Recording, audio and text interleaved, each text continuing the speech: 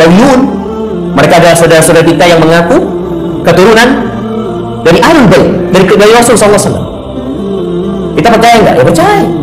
Mereka mengaku mereka keturunannya Rasul SAW, mereka punya pohon nasab, ya silahkan. Assalamualaikum warahmatullahi wabarakatuh. Sahabat-sahabatku dimanapun kalian berada, mudah-mudahan kesehatan, taufik, hidayah Allah selalu menyertai kita semua. Amin Allahumma amin. Masih pada nuansa yang sama, akan tetapi pada warna yang berbeda. Kali ini saya akan menyajikan informasi di mana ternyata kita bisa menjawab tuduhan para muhibbin atas orang-orang yang berada di belakang tesis Kiai Haji Imaduddin Al-Bantani yang mencengangkan akhir-akhir ini hadir dari Ustadz kondang Wahabi, yaitu Ustadz Khalid Basalamah. Tentu tidak asing di telinga kita dengan gamblang, jelas dan terang, di mana Ustadz Wahabi ini menyatakan bahwa hubungan antara Wahabi dan Ba'alawi ini ternyata secara tidak langsung beliau ungkapkan bahwa sudah terjalin sejak dulu kala. Bahkan dari kalangan Ba'alawi ini membuatkan atau mereka kalangan Ba'alawi memfasilitasi pendidikan daripada kalangan Wahabi, di mana di situ dijelaskan oleh Ustadz Khalid Basalamah. Nah, bagi kalian yang suka tentu memfitnah ataupun menuduh bahwa orang-orang Wahabi itu berada di barisan Kiai Imaduddin, maka video ini akan menjawab tuduhan-tuduhan kalian, dan tentu ini mau tidak mau kalian akan merangkul, akan menjadi sahabat karib kalian orang-orang Wahabi secara otomatis, karena sesungguhnya tidak bisa kita pungkiri kenyataan yang ada saat ini, walaupun tidak terang-benerang di publik. Tapi sedikit video ini menjelaskan kepada kita begitulah skema yang terjadi yang sesungguhnya. Nah, tentunya bagi kalian yang selama ini selalu saling bantah dan mengeluarkan hujah, di mana kalian sering sekali beradu argumen ketika Ustadz Wahabi memberikan statement-statement mengenai syariat di dalam masyarakat. Kali ini diterima ataupun tidak, mereka memposisikan diri berada di jajaran kalian, dan ya tentu akan menjadi sahabat karib kalian, seperti halnya Gus Wafi, Gus Ramli, dan Gus Daini. Ya, mudah-mudahan saya mendoakan hal ini akan memperjelas bagaimana tentu sesungguhnya yang terjadi, dan ke depan pilihan kalian ingin bertahan atau kalian merangkul sahabat karib kalian yang baru menjajarkan diri kepada kalian. Dan dengan adanya ini, maka tentu akan menutup argumen-argumen di mana selama ini yang selalu bertentangan tentang syariat dan akidah mengenai daripada kalangan Wahabi. Tentu videonya layak kita simak. Orang-orang Arab itu hijrah mereka sebelum tahun 900-an itu tidak terlalu banyak. Sejak tahun 1850-an baru mulai banyak orang-orang Hadramut yang datang ke Indonesia. Kebanyakan orang Arab yang datang ke Indonesia ini dari Hadramut. Karena apa? Yang pertama karena kehidupan di Hadramut sangat susah.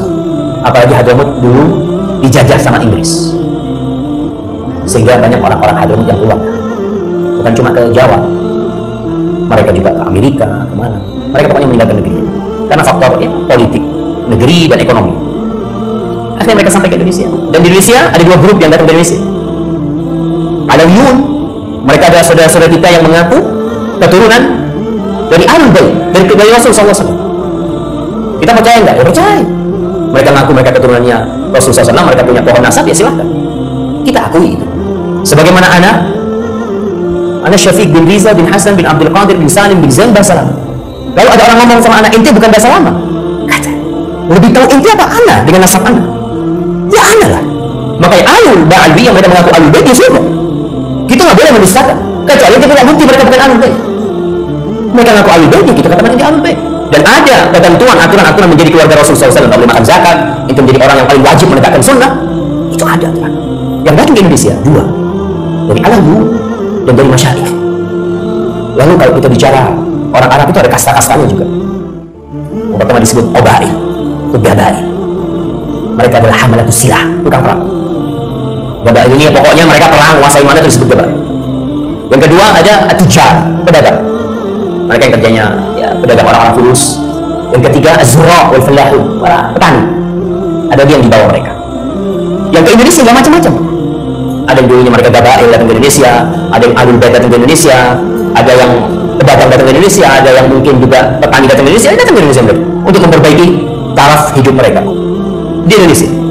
Cuma tetap Ba'alawi mereka menjadi tokoh agama.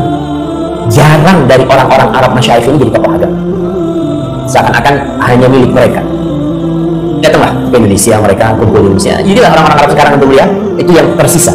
Jumlah orang Arab di Indonesia itu ketika Anda nulis ini jadi 8 tahun yang lalu itu di koran Riyadh disebutkan jumlahnya 5 juta orang Arab yang di Indonesia. Yang di Hadramut nggak sampai 2 juta atau 3 juta. Yang di Indonesia lebih banyak karena yang di Hadramut banyak. Kemudian Syekh Ahmad Surkati, beliau berulang kali dalam kitabnya, ini kitab yang tulisan tangan beliau, insya Allah bukan beliau yang tulis tangan, beliau mengimlahkan kepada murid ketika perjalanan. Judul kitabnya ini Ithaful Ibad, ini kitabnya Syekh Ahmad Surkati, Ithaful Ibad bi Tafnidi Maza'ilil Haddad. Ini kitab dialog dengan Al-Haddad, salah satu dari tokoh Alawi. Beliau mengatakan di dalam kitabnya, Falyalam Alawi Al-Haddad wa amsaluhu, hendaklah Alawi Al-Haddad dan yang semisal dengan Alawi Al-Haddad. Anni, kalau aku ni lastu minal ladina yukhawwafuna bismi ahli sunnah wala bismi jumhur. Aku bukan termasuk orang yang bisa ditakut-takutin dengan ahli sunnah, jumhur ulama. Wah, aku gak boleh ditakut-takutin dengan ucapan-ucapan seperti itu. Walakinni minal ladina yukhawwafuna bismi sunnah sahihah wa muhkamil kitab. Tapi aku adalah orang yang perlu ditakutin dengan sunnah yang benar dan kitab yang jelas, Al-Quran Karim. Kalau mau nakut-nakutin jangan pakai omongan, ente menyelisihin ini, enggak. Kalau nanti ada sunnahnya, ente bisa takut-takutin Anda. Itu Syekh Ahmad Surkati. Wa ahlu sunnah fi nadhari, kata Syekh Ahmad Surkati, dan ahlu sunnah menurutku, man ya'tamiduna ala kitabillah wa sunnati rasulih sahihah. Ahlu sunnah itu adalah orang yang bersandar kepada kitabullah dan sunnah yang benar, sunnah Rasulullah SAW yang sahihah. Faman ja'ana, ini Syekh Ahmad Surkati ngomong dalil. Faman ja'ana bi ghairi hujjatin thabitatin minhuma, siapa yang datang kepadaku tanpa dalil yang jelas dari Quran dan sunnah, fala qimata li kalamihi inda fil umur diniyah. Omongan dia untuk urusan agama nggak ada nilainya bagi kita. Kalau sudah menurut ana, menurut kita orang, menurut sudah jangan. Menurut Al-Quran dan sunnah, ini urusan agama. Sama Surkati nggak perlu ditakut-takutin ente menyelisih ahlu sunnah. Syuf, kalau sunnah yang mana sih? Jumhur ulama yang mana? Kalau memang benar anda menyelisihin, anda akan tinggal. Tapi kalau sudah ditakut-takutin, banyak orang suka ngomong-ngomong seperti itu. Kata Syekh, walau kana min al-ard, walaupun ucapan itu sepenuh bumi, tapi kalau nggak ada kitabullah, nggak ada sunnah Rasul, aku nggak terima. Faman syaa falyu'min wa man syaa falyakfur. Fa hasbunallahu wa hasbuhu wa innallahi tajma'ul fusul. Cukup Allah sebagai penolong kita dan penolong dia, dan nanti kepada Allah akan bertemu, berjumpa orang-orang yang ribut. Para jemaah, Syekh Ahmad Surkati benar-benar mengajak kepada sunnah Rasul SAW. Tapi ingat, beliau bukan maksum. Beliau hidup di masa yang ulama sangat sedikit pada waktu itu. Ada pendapat-pendapat beliau yang dikritisi oleh ulama lain, iya. Ada. Dan itu tidak mengurangi kedudukan beliau. Beliau tetap mengatakan prinsipnya mengajak kepada Al-Quran dan Sunnah. Dikatakan bagaimana beliau mengajak kepada pemahaman salafus saleh. Kalau bicara pekerjaan Syekh Ahmad Surkati pernah jadi guru Al Irsyad dan pernah dikeluarkan sama orang Al Irsyad. Syekh Ahmad Surkati itu ketika ribut sama Pak Ali, penyebab berdirinya Al Irsyad ini, Syekh Ahmad Surkati pada waktu itu ke Solo. Dia ditanya, ada perempuan syarifah, perempuan dari golongan Ahlul Bait menikah dengan selain syarifah.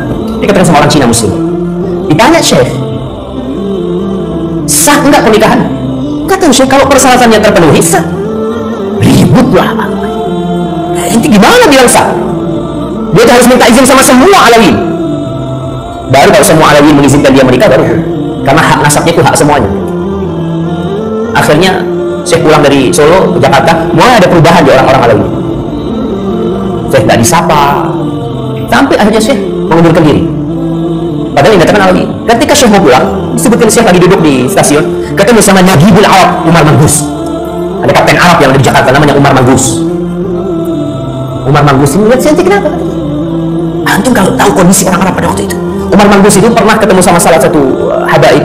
Dia itu kapten Arab di stasiun. Katanya, ini salah satu habaib di Jombang. Kata Umar Manggus, Beb, nanti itu di rumah nak kasih 10 kali sebulan. Tapi di sini banyak orang, masa ada sih? Dan itu dipraktikkan di Majelis Al-Alawiyyin. Syekh Ahmad Surkati salah satu penyebab dia keluar juga ada 2 orang dari keluarga siswa di madrasah di Jamiatul Khair ini ngomong, Syekh, anak punya usul, Syekh. Kata apa usulnya? Anak kepingin jadi nanti itu yang bukan Alawiyin kalau pagi mau masuk sekolah itu cium tangan semua sama tangannya yang murid-murid Alawiyin. Kata Syekh, ente ngomong kayak gitu mana, Syekh? Sempat emosi, tapi sama ustaz yang lain diam-diam diadamkan ya. Didiamkan, akhirnya Syekh alhamdulillah menerima, beliau berusaha untuk memperbaiki, tapi akhirnya beliau keluar. Diterima oleh Umar Mangus. Kata Umar Mangus, Syekh, kamu nggak usah pulang, kita bikin madrasah. Nama madrasahnya Madrasatul Islah wal Irsyad. Tuh, madrasah saya pertama. Tahun berapa Aisyah berdiri? Jemaah 1914.